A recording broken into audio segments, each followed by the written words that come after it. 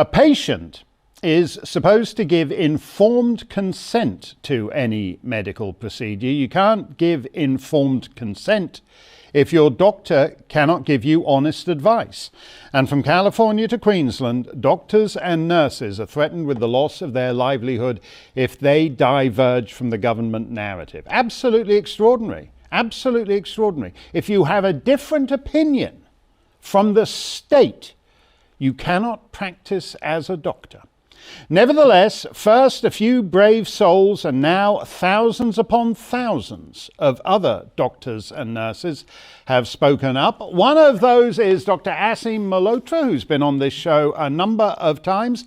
Our friend Leilani Dowding caught up with him in central London. Over to you, Leilani.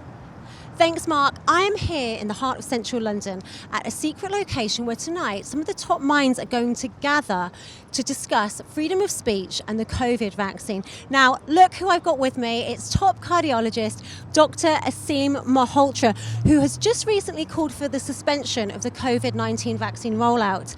Why did you do that? Hi, good evening, Leilani. Well, in basic terms, the harms from the vaccine, based upon what we call the highest quality level of data, which has been replicated, is unprecedented. We're talking about a serious adverse event rate of at least 1 in 800. And for the viewers to understand what that means, we have pulled other vaccines in the past for much less harm. Swine flu vaccine in 1976 was pulled because it caused a neurological condition that was debilitating called Guillain-Barré syndrome in 1 in 100,000 people.